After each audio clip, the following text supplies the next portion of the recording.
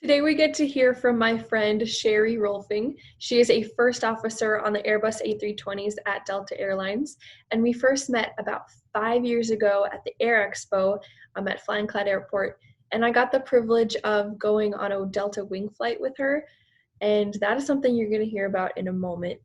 But Cheri is so fun to talk with. I really enjoyed our conversation. She's so quick to offer encouragement and advice and share her experience, and she's passionate about empowering the next generation. So it's an honor to have her here, and I'm excited for you guys to hear what she has to say.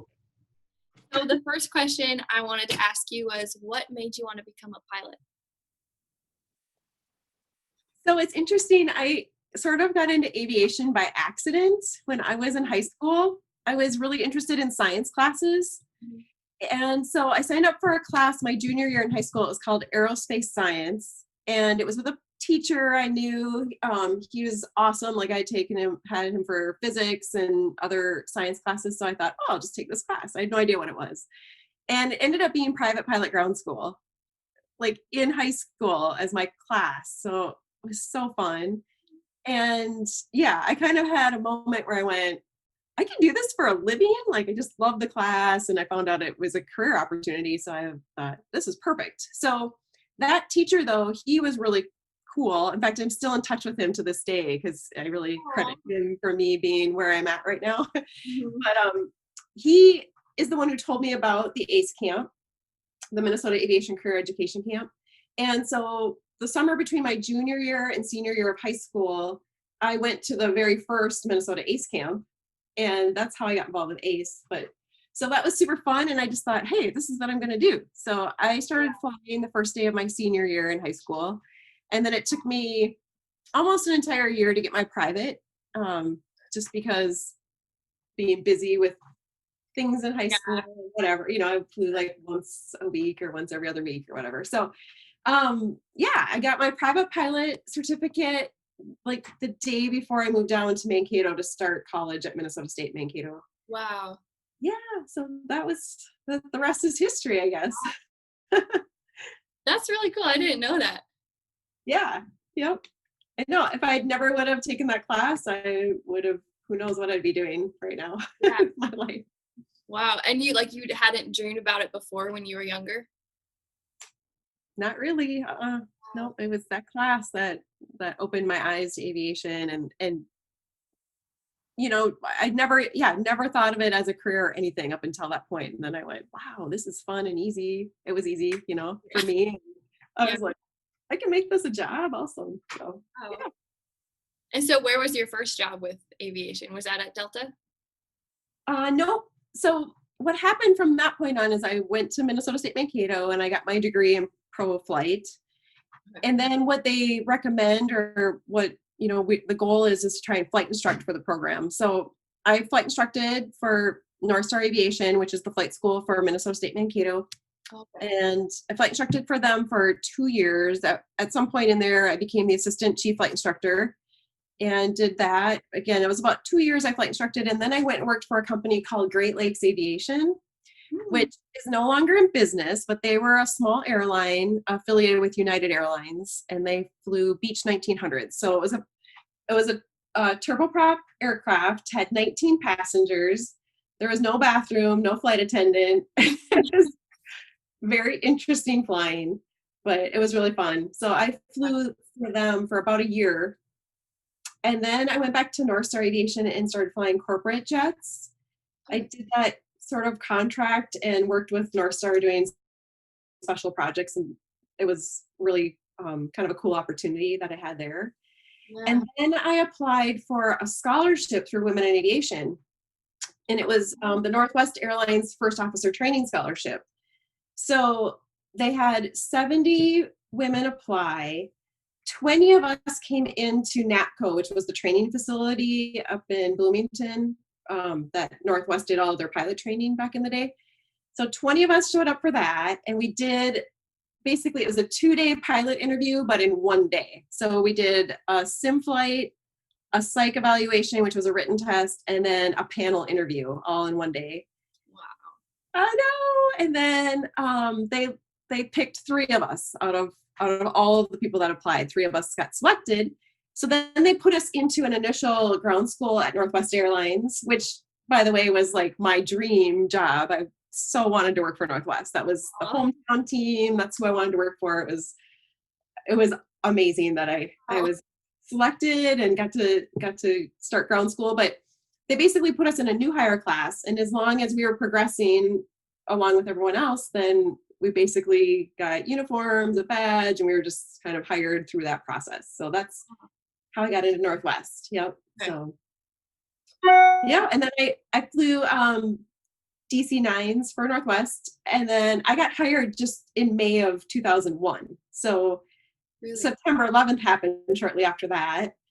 And yeah, so I flew through the end of that year, through the end of 2001, but then I was laid off for 5.5 years from Northwest. Wow. And then I went back to Northwest in 07, flying the DC-9 again, but then I quickly transferred over to the Airbus, the A320, which is what I'm still on now. And since then we've merged with Delta. So I'm flying first officer on the Airbus for Delta right now out of Minneapolis. Wow. Yeah. That's awesome. Fun. I know. Yeah, that's really cool. Yeah.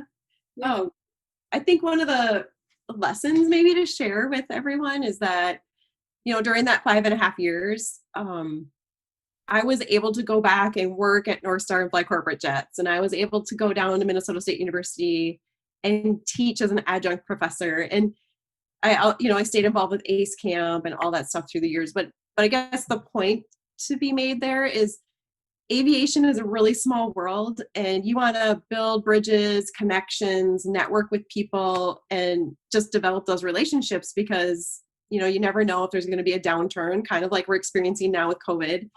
And you might get laid off for a while, and you have, it's good if you have connections so that you can find another, job during that time to kind of fall back on. So I was very fortunate. I had, these experiences from my past that I was able to reconnect with and do those things while I was furloughed. Yeah. Oh, that's really good. I'm glad that you had that. Yeah, me too. Worked out really well. I also had 2 furlough babies. I had a son when I got hired at Northwest. He was 6 months old. And then I call my other 2 sons my furlough babies, because I had 2 more babies while I was laid off, which worked out great. Yeah. I was home, with them for the most part for about 5.5 years, and then I went back. So it worked out really well. That's awesome. Yeah. So, wait, do you have 3 sons? I do. Yep. 3 boys. Wow. Yep. They all seem to want to be pilots, so we'll see. Really? That's awesome. Yeah, it's cool. It's fun. I taught my oldest son how to fly. One of the questions you had asked me or kind of sent to me ahead of time, was a proudest moment. Mm-hmm. And I think one of my proudest moments is that I taught my oldest son how to fly. So, his first solo was pretty amazing. It was scary for me to sign him off, but he was so ready and he did a great job. And so that was super rewarding. He's currently working on his instructor stuff now, and he's a student down at Mankato State Mankato. So he's doing well. And now my middle son, I'm teaching him how to fly. So pretty quick, I'm going to sign him off to solo. So that's just been really fun. Yeah, that is so cool. And how old are they? My oldest is 20 and my middle is 18. He's a senior. Okay. And my youngest is 15. He's a sophomore in high school. Yeah, my brother is 20. I'm almost 18, and my sister is 15. And oh, wow. My other sister is 11, but. Oh, okay. So the first 3 are about the same, yeah. Yes. Yeah. So, the second question is, what do you love the most about aviation? It's kind of a big question. Yeah, it's, I love the people in aviation. It's really, like I mentioned earlier, it's a small world. The people I went to college with, I still am friends with. I run into them at the airport. Also, just like one thing I've learned about myself working with ACE Camp especially is that I have a passion for giving back and like promoting aviation and encouraging and helping the next generation or the people following me. So that's just been a huge part of who I am. So I think that's one thing I love about aviation too, is like all of the opportunities I get to mentor younger people and and just encourage them to pursue a career that I've loved so much, and most of them love it too once they get into it. So that's been really probably one of my favorite things about aviation. Mm-hmm. Yeah. And I know that you have really inspired me to go into aviation, like with the wings flight and just being able to like talk to me during that. So you've Yeah. been able to give back in my life. And now I'm going on to pursue a career in this. So Yes, that is so awesome. yeah. I love hearing, like when I got your email about doing this, I was just like so happy and smiling ear to ear because that's so cool. And yeah, I just love that feeling, and I'm happy for you, and I'm excited, and I love, I'll be here to help you as you progress through your career. But that's one of the things I just love about like teaching at MSU and ACE Camp is working with the younger people who are so excited about their futures in aviation. Yeah. Yeah. That's awesome. I wonder, should we talk about like what the wing flight is and ACE Camp real quick, just so people know? Yeah, absolutely. So WING stands for Women Inspiring the Next Generation, or Women Inspiring Our Next Generation. And that was kind of, I helped bring that to life at Delta Airlines, which is something I'm really proud of as well. There's another flight that Delta does called the Dream Flight, and I was able to participate in that for a couple of years. And I thought, well, it'd be really cool to do one just for girls and to inspire them to get involved with aviation. So I worked with a woman at Delta who's just amazing. She heads up kind of the pilot recruitment department for Delta, and she's the one who really made it happen. But I was like, for a couple of years, I would say, hey, let's do this. Let's get this flight going. And she's the one who actually made it come to be. But that's how, So the cool thing about the wing flight is every single aspect of that flight is completed by women employees at Delta Airlines or air traffic controllers. But if you think about every sort of career that goes into a flight, so you got dispatch, you've got maintenance, you've got the crew that pushes us back and loads the plane, and the gate agents, the flight attendants, the pilots. There's just so many people that go into one single flight at an airline. And all of those roles were filled by women for our wing flight, which is just really fun. Yeah. I think the whole point there is to show women, and I know I'm speaking to a group of people who are not just all women, so I understand that. But it's good for young ladies to see another woman doing what they maybe would want to do in life. Because sort of like me, I didn't know anything about being a pilot. I just happened to stumble into it. And so that's kind of our goal with the wing flight, is just to show girls that they can pursue their dreams, their goals, or even just be aware that that's out there as an option for them. So that's kind of the whole goal. And we have a slogan, it's, if you can see it, you can be it. So we want the participants of the wing flight to see successful women and think, oh gee, I can do that too. So so that's the wing flight. And then ACE Camp, so it stands for Aviation Career Education, ACE does, and that's the Minnesota ACE Camp. So anyone can apply to that as long as you're going into 10th, 11th, 12th grades or just recently graduated. So I'd recommend everyone in your squadron to apply to ACE Camp at some point. Okay. But it's a week-long overnight camp. It's sponsored by the Federal Aviation Administration. And we have a lot of industry volunteers like myself. I fly for Delta. We've got some United pilots, a FedEx pilot, just lots of just people in our aviation community that are passionate about sharing what they do with others. Yeah. So during the week, like I said, it's overnight, and you get to fly an airplane, a glider, a helicopter. Usually we get on a C-130 flight, which I think you guys can do that too as Civil Air Patrol. So that might not be such a big draw for your crowd, but it's a pretty cool experience because most people don't get to do that. Mm-hmm. And then we'll tour like air traffic control. We go to the Minneapolis Air Traffic Control tower, the radar room down in the basement. We go down to the En route center in Farmington. We do pretty much every sort of career in aviation. So we go to the U of M Aeronautical Engineering Department, and we have speakers. You get to fly a simulator, like either for Sun Country or Endeavor, you get to fly one of those jet simulators. And so it's an action-packed week, and you get to kind of see all the behind the scenes stuff that most people won't ever get to see in their lifetime. It's really, really cool and really fun. So I would highly recommend. Okay. Yeah. Yeah. Well, thank you for explaining that. That sounds amazing. I really want to do that now. I know, you totally need to go this summer. Yeah. We'll open up our application window probably in January or February. Okay. And then you can we're minnesotaacecamp.org. You can just Google us and find us. Okay. So the next question that I wanted to talk about are some of the life lessons you've learned through aviation. Okay. A couple moments to think about it if you need, or just jump in. But yeah. Well, I think the biggest one is, when I was your age, I'm like, I'm going to be an airline pilot. Well, that's a humongous goal. And so it can be sort of overwhelming at times, but probably my biggest life lesson is, like, when you have a huge goal like that, break it into smaller goals. Okay. And then you can kind of use that to step yourself to the final goal that you have. Yeah.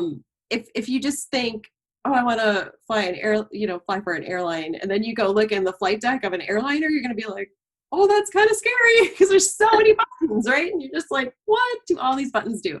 Right. And so you have to baby step it, right? You have to learn in a smaller airplane and build up your experience and your education and that kind of stuff. So that's probably one of my life lessons is, don't be overwhelmed by the final goal. Break it into smaller steps to get you to where you want to be. Yeah.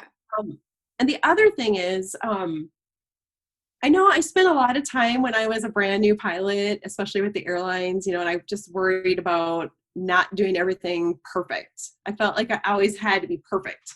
And really, there's no such thing as a perfect flight. I think most of us as airline pilots strive for the perfect flight, but it's not going to be perfect. There's always, maybe you miss a radio call, or you blunder what you're trying to say to air traffic control or something. So it's super hard to be perfect. So be confident in your abilities is really another goal, or lesson for people to learn. If you're working hard and you're training and you're continuing your education, as you move through your steps, be confident in what you have learned. You're not going to know everything. There's no airline pilot out there that knows everything there is to be said about aviation. Right. We're always learning. We're always, like, every 3 months we get stuff from the airline to study, and we're always getting bulletins. Things are always changing, so we're always learning. Wow.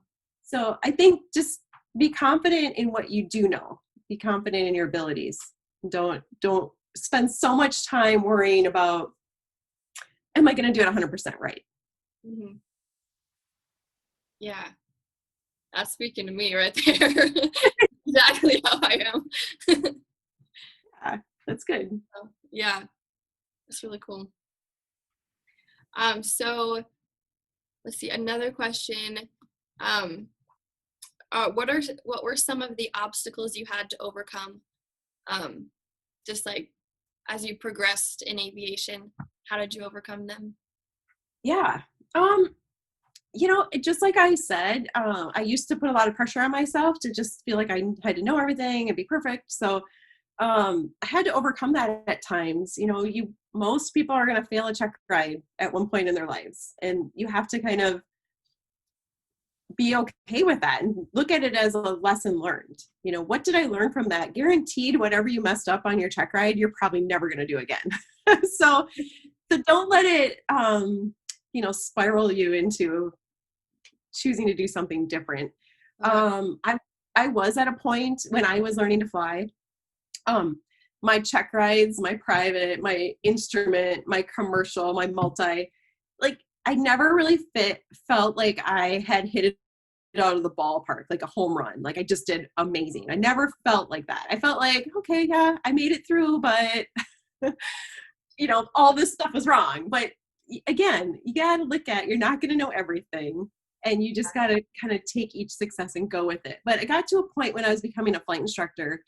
Back when I was a student at Mankato, we had to fly the Seminole, which is the multi-engine airplane, by ourselves pretty much for the first time up to St. Paul to an air traffic control tower, which we don't have in Mankato.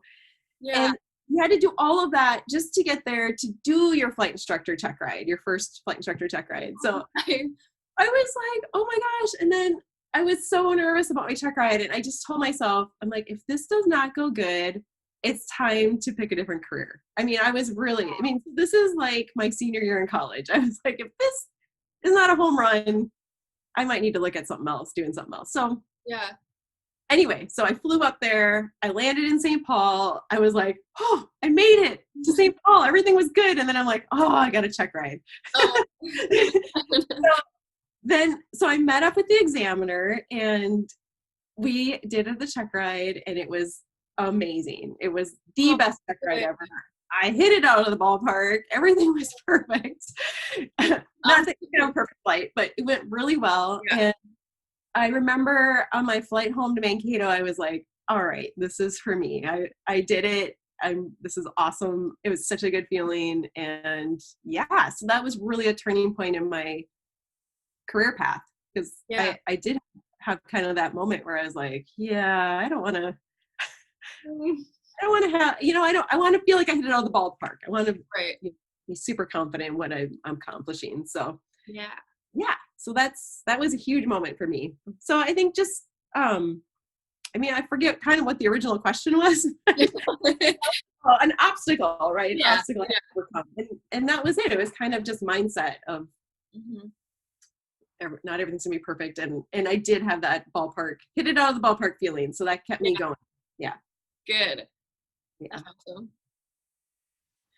awesome. So then kind of the final question that I have is if you could tell any like cool stories or like crazy mishaps or share like a proud moment or just like really fun stories about your career. It's so funny. I asked my family before we started this. I'm like, what good stories do I have here? I mean, there's been a lot of good ones. I haven't had knock on wood, I haven't had any major emergencies or anything like that to share with you. Probably the most adrenaline rushing thing I've had to deal with is medical emergencies where someone's in the back of the plane having medical issues. And so we are doing our best to get the plane on the ground quickly, but mainly we want to be safe, right? We want to get everyone on the ground safely and then get this person medical attention. So that definitely kind of gets your heartbeat going when you're like, okay, we just want to get it on the ground quickly, but as safely as possible for sure. So that's, some things I've had to deal with are mostly medical emergencies. Yeah. I try to take in everything.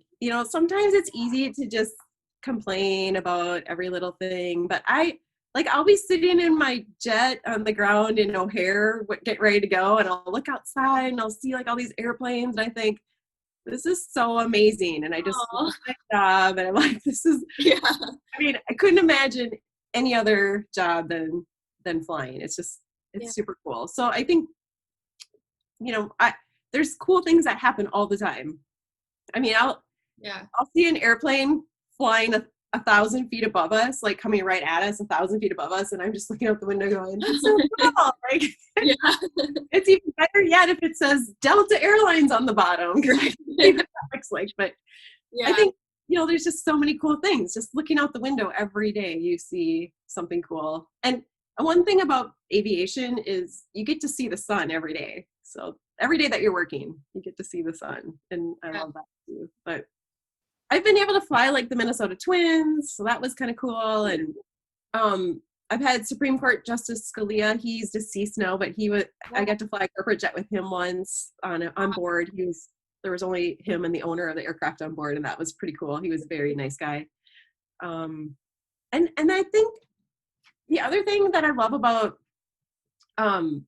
being an airline pilot is I get to pursue all those other passions that I have, which ACE camp and teaching at Minnesota State Mankato and wing flight. Oh my goodness. I mean, Delta has given me so many opportunities to share what I love and help others and support all that, like networking and, or I mean, I'm sorry, mentoring, you know, kind of the next generation. So that's one of the things I love about it, is being able to do all that stuff.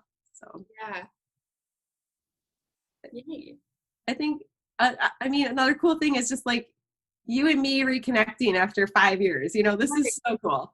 Yeah. So Yeah, it's awesome. I mean, I yeah. remember being so little. Was I 12? I mean, it's 2015. Yeah, I was like 12 years old. Yeah, because last year was 5 years, so this would have been 6. So yeah, you must have been like 12. Yeah. I still remember that first day when like we met you at the Air Expo, and then you were talking about the flight, and then my dad, I think he like emailed you again, or Yeah. and like if that hadn't happened, I don't know where I would be with aviation right now, because that like encouraged me so much and like inspired me. I was like, oh my gosh, I have to do this. Yeah. I still remember that as well. Yeah. Dad took our picture. But I'm glad you sent it. That was really cute. Yeah. You sent the one from the wing flight, but yeah, I remember meeting you at the Air Expo, and so yeah, I mean that just like makes my heart so happy. So Yeah. To be able to like see that you had like influence on a girl like little, and then now she's 17, and you know. yeah, I know, but that's what it's all about. It's like helping others and encouraging them, and I just Yeah. I love that. So I'm Yeah. super happy for you. So those are the questions that I had. Is there anything else you'd like to share? Yeah, I just wanted to say, you know, I'm so proud of all of you who are in Civil Air Patrol. I think it's a very good organization. It's going to look great on your resume. It's going to help you build leadership skills, and if you're learning to fly, that's just another amazing opportunity that you get through Civil Air Patrol. So I'm super proud of all of your squadron and everything they're doing. And yeah, just go to ACE camp. That'll be so fun. Yeah. Thank you. Yeah, you're welcome. Yeah, thanks for reaching out and setting this up. Yeah, absolutely. This is really great to just have a conversation and catch up again.